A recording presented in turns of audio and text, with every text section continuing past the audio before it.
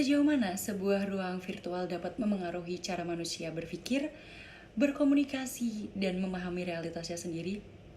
Dan apakah mungkin ruang digital yang pada awalnya dirancang sebagai media hiburan justru menjadi pusat kehidupan psikologis oleh seseorang? Pertanyaan-pertanyaan inilah yang mendasari kami, yang mendorong kami untuk mengkaji sebuah fenomena yang sangat menarik terkait adiksi internet dan realitas virtual.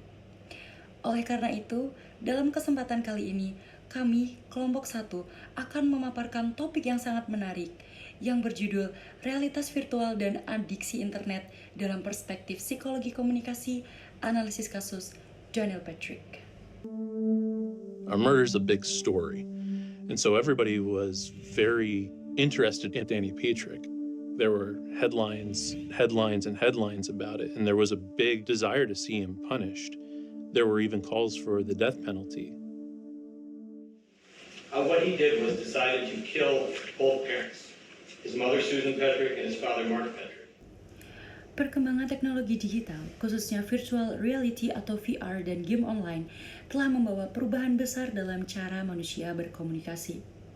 Teknologi tidak hanya dipandang sebagai media penyampaian pesan, melainkan telah membentuk ruang interaksi baru yang mampu menghadirkan rasa kehadiran atau presence, yaitu ketika seolah-olah pengguna merasa benar-benar berada di dalam dunia tersebut. Dalam perspektif psikologi komunikasi, kondisi ini dikenal sebagai telepresence, yaitu pengalaman psikologis ketika individu merasa hadir secara emosional dan kognitif di ruang virtual. Tingkat imersi yang tinggi membuat dunia virtual tidak lagi dipahami sebagai simulasi semata, tetapi sebagai identitas yang bermakna.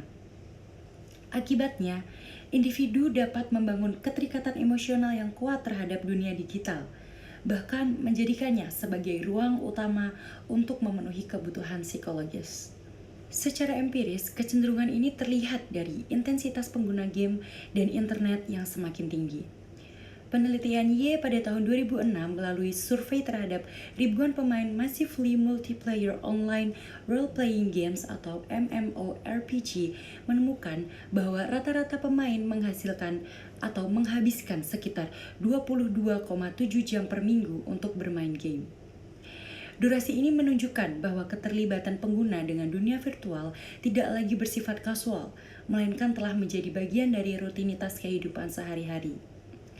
Lebih jauh, penelitian oleh Hussein, Griffith, dan Bagulay pada tahun 2012 terhadap 1.420 gamers dengan rentang usia 12 hingga 62 tahun menunjukkan bahwa 44,5% responden memenuhi kriteria kecanduan game berdasarkan format politetik dan 3,6% memenuhi kriteria monotetik.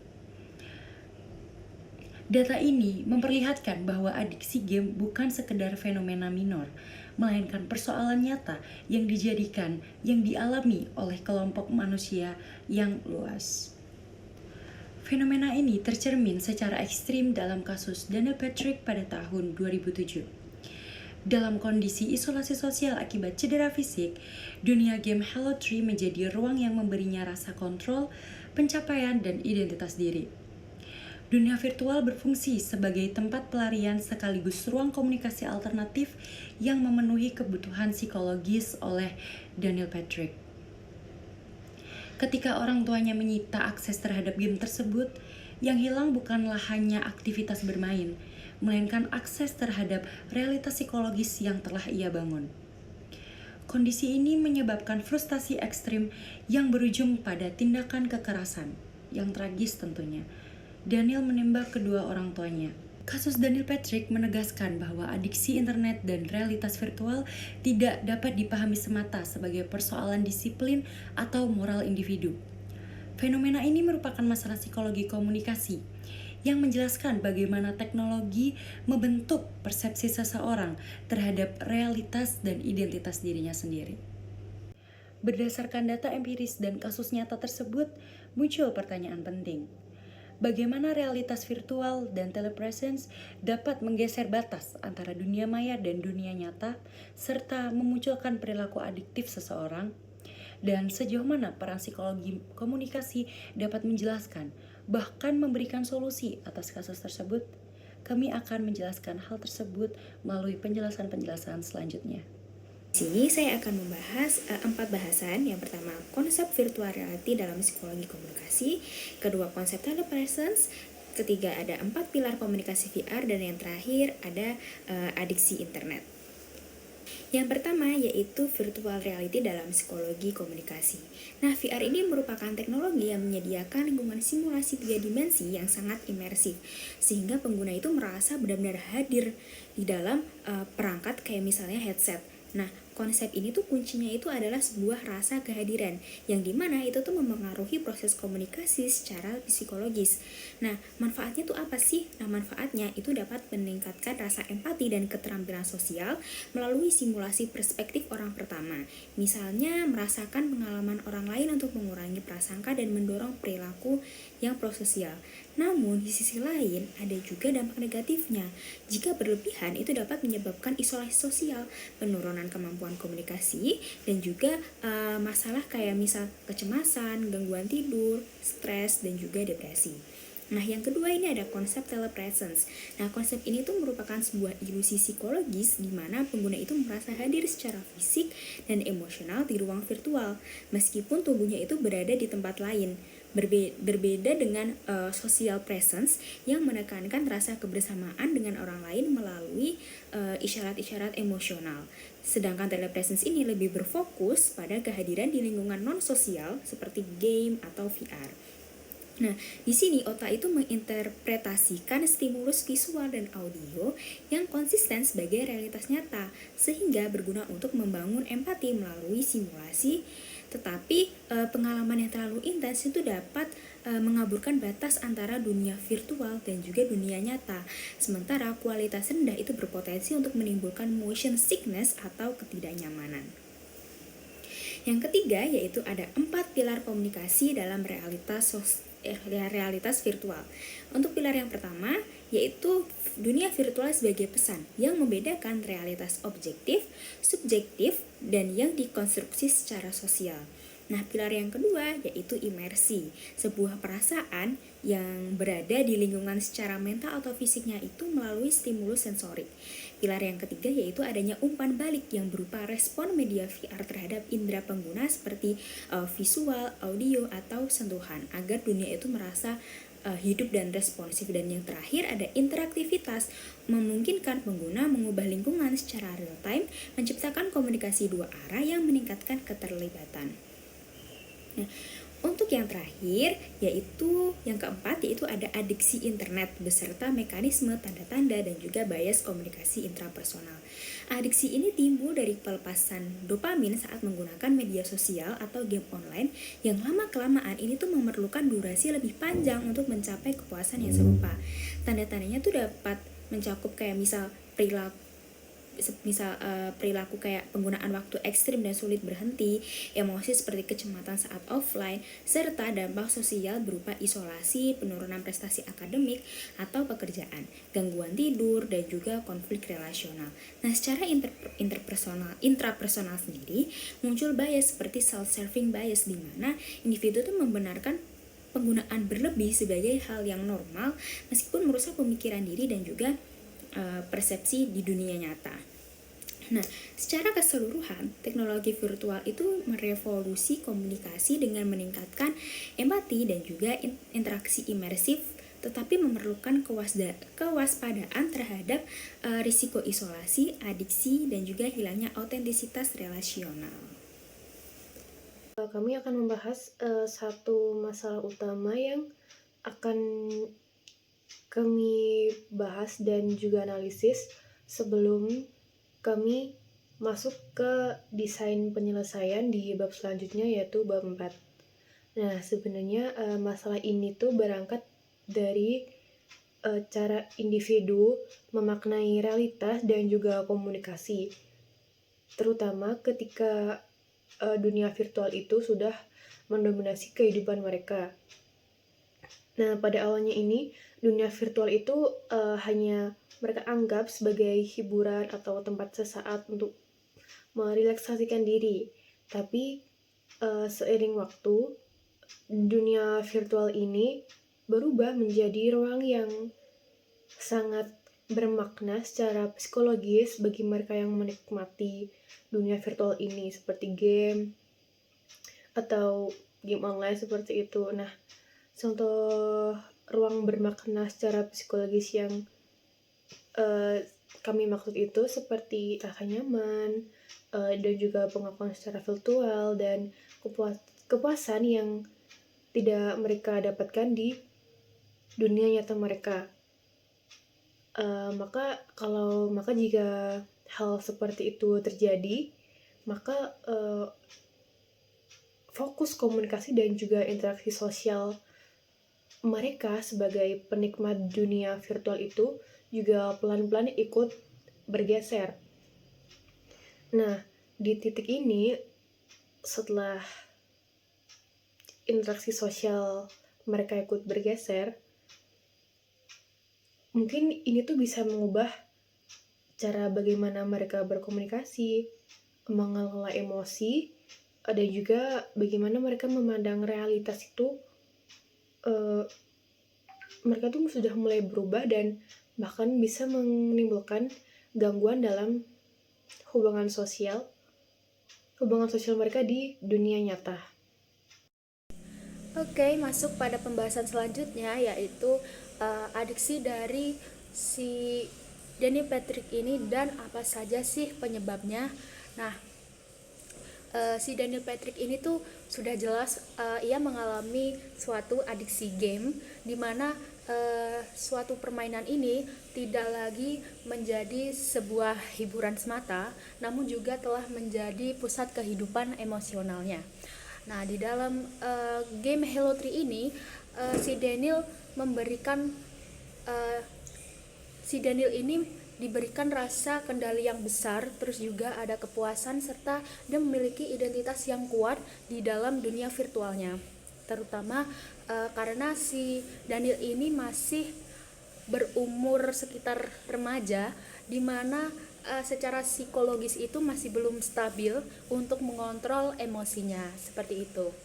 Nah, tingkat imersi dalam game yang tinggi itu dapat membuat dunia virtual terasa lebih nyata dan lebih bermakna dibandingkan dunia nyata yang penuh aturan dan juga larangan, sehingga kedua dunia ini saling bertolak belakangan seperti itu, menyebabkan si Daniel Patrick ini lebih nyaman dan cenderung di dunia virtual.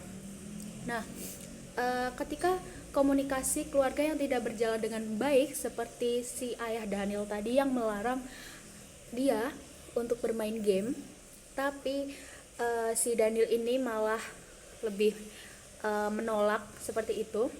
Game ini tuh bakal jadi pelarian utama dia, karena dalam kondisi ini larangan untuk bermain game itu sudah sulit dipahami bagi si pemain game itu, karena dia sudah memaknai sebuah larangan tersebut bukan sebagai bentuk perlindungan lagi, tapi melainkan sebagai ancaman terhadap dunianya, karena dia merasa sudah terusik seperti itu. Oke, baik. Selanjutnya ada perilaku Daniel Patrick setelah mengalami adiksi. Nah, setelah si Daniel Patrick ini mengalami adiksi game yang cukup serius, Daniel ini menunjukkan perubahan yang bisa dibilang cukup signifikan, karena ia menolak adanya batasan antara orang tuanya dengan dirinya, serta memandang seluruh bentuk larangan itu sebagai sebuah ancaman yang serius untuknya. Nah, hal tersebut mungkin akan menimbulkan adanya konflik keluarga. Kemudian konflik ini bisa berubah menjadi lebih intens karena tidak adanya komunikasi yang sehat antara si orang tua Daniel ini dan Daniel tersebut secara sehat, seperti itu. Nah, kemudian dalam kondisi emosional yang kurang atau yang tidak stabil, si Daniel ini mengalami distorsi cara berpikir. Nah, hal ini membuat ia itu kesulitan untuk menilai konsekuensi nyata dari tindakannya yang mulai mengutamakan kepuasan pribadinya tadi di dalam dunia virtual tersebut dibandingkan nilai moral dan keselamatannya. Nah, akumulasi negatif ini akhirnya yang mendorong perilaku-perilaku agresif serta keputusan ekstrimnya lah untuk diimplementasikan di dunia nyata seperti itu. Seperti yang sudah dijelaskan sebelumnya, yang Daniel harus menembak kedua orang tuanya karena ia sangat tidak suka dilarang seperti itu. Oke, sekarang masuk pada inti pembahasan daripada bab 3 ini, yaitu pembahasan masalah pada kasus Daniel Patrick ini tidak dapat dijelaskan hanya dengan menyalahkan sebuah game atau teknologi virtual saja, teman-teman. Tapi masalah utamanya ini justru terletak pada adanya ketimpangan antara realitas virtual dan juga realitas fisik, di mana dunia virtual itu terasa lebih jauh bermakna bagi si Daniel ini, sehingga ketimpangan ini diperparah dengan munculnya adiksi yang dialami oleh si Daniel ini, kemudian adanya gangguan komunikasi keluarga yang kurang sehat tadi, dan juga kerentanan psikologis remaja.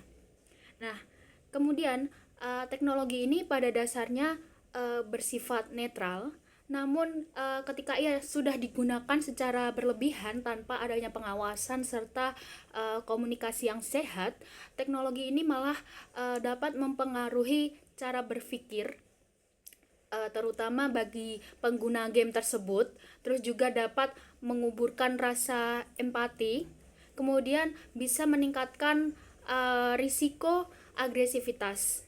Oleh karena itu, pencegahan harus melibatkan adanya peran keluarga, kemudian pendidikan dan juga kesadaran akan kesehatan mentalnya, bukan sekedar pembatasan teknologi semata. Jadi semuanya itu harus saling balance antara pembatasan teknologi, terus juga peran keluarga, dan tentunya kesadaran mental bagi si pengguna game virtual tersebut. Sini saya akan memaparkan terkait desain solusi terhadap kasus yang sudah dijelaskan. Nah, desain solusi yang kami dapati itu adalah model komunikasi 3R. R yang pertama itu adalah recognize. Nah, di tahap ini itu adalah tahap mengenali emosi dan pola komunikasi individu. Nah, dalam kasus Daniel Patrick itu keterlibatan intens dia dengan game itu muncul sebagai respon terhadap kondisi isolasi sosialnya. Nah, ini dibuktikan juga dengan penelitian dari Young tahun 1998 yang menegaskan bahwa adiksi game atau internet itu sering berkembang sebagai mekanisme pelarian dari stres dan kesepian, bukan karena teknologi itu sendiri. Nah, secara komunikatif, tahap ini bisa dikaitkan dengan lingkungannya juga, yang dimana dalam kasus ini juga bisa dari si orang tua daripada Daniel Patrick itu sendiri, dimana implementasinya bisa mengajak dialog reflektif dengan memberikan pertanyaan terbuka dan tidak menghakimi, sehingga game itu dilihat sebagai pemenuhan kebutuhan psikologis, bukan kebiasaan yang candu. Itu untuk yang R pertama. Untuk R yang kedua adalah regulate, di mana tahap kedua ini fokus pada bagaimana caranya mengatur penggunaan game itu sendiri melalui komunikasi interpersonal yang balik lagi tidak menghakimi dan bersifat empatik. Nah, justru di kasus ini penyitaan game secara sepihak justru membuat Daniel frustasi karena memang game ini menjadi satu-satunya sumber stabilitas kondisi emosionalnya si Daniel. Nah, bagaimana untuk mengimplementasikan regulate ini? Itu adalah dengan kesepakatan bersama, di mana di sini adanya dialog yang membahas aturan-aturan sehingga si Daniel ini juga merasa dilibatkan, bukan dikendalikan semata. Jadi mereka sepakat untuk bagaimana game ini bisa dilakukan, tetapi ada batasan waktu tertentu untuk bisa mengakses game tersebut. Di sini saya akan melanjutkan tentang bagaimana tahap terakhir desain solusi ini, yaitu tahap terakhir dari 3R, yaitu replace, yaitu penggantian dengan alternatif yang bermakna. Nah, tahap terakhir ini itu menggantikan bagaimana ketergantungan dunia virtual dengan aktivitas yang nyata. Nah, bagaimana penggantian ini itu tetap mampu memenuhi kebutuhan psikologis individu seperti rasa pencapaian, identitas, dan keterhubungan sosial. Nah, dunia virtual menjadi adiktif karena menyediakan struktur tujuan dan penghargaan yang konsisten. Nah, karena itulah dunia nyata juga perlu menawarkan pengalaman komunikasi dan aktivitas yang juga bermakna secara emosional. Nah, menurut Griffiths dari 2012, pemulihan dari adiksi game ini akan menjadi lebih efektif ketika individu ini memiliki sumber kepuasan. Sumber kepuasannya itu dari alternatif dari dunia digital. Nah, maka dari itu dunia virtual ini tidak menjadi satu-satunya pusat makna dalam kehidupan psikologis individu. Nah, dengan adanya alternatif ini, game yang ada ini tidak dihilangkan sepenuhnya. Nah, akan tetapi posisinya bergeser dari pusat kehidupan psikologis menjadi salah satu aktivitas hiburan yang seimbang dengan kehidupan nyata. Nah, namun permasalahan adiksi internet dalam kasus Daniel Patrick ini dapat diatasi melalui model komunikasi 3R, yaitu mengenali kondisi emosional individu, yaitu recognize, mengatur penggunaan teknologi melalui komunikasi dialogis, yaitu regulate, nah, serta menggantikan ketergantungan dunia virtual dengan aktivitas nyata yang memiliki makna yang sama, atau replace. Nah, ketiga model ini menegaskan bahwa solusi adiksi digital harus berbasis pada perbaikan komunikasi psikologis, nah, bukan sekedar kontrol perilaku. Diambil dari kasus Daniel Patrick 2007, menunjukkan dampak serius dari kecanduan internet melalui game Halo 3 yang seperti realitas virtual, sehingga merusak komunikasi keluarga dan norma sosial. Dari sudut psikologi komunikasi, bermain game terlalu lama membuat orang sulit membedakan dunia maya dan dunia nyata. Di tahun 2025 ini, dengan metaverse yang makin nyata, pemahaman ini penting untuk melindungi anak muda dari bahaya komunikasi digital yang salah. Terima kasih. Wassalamualaikum warahmatullahi wabarakatuh.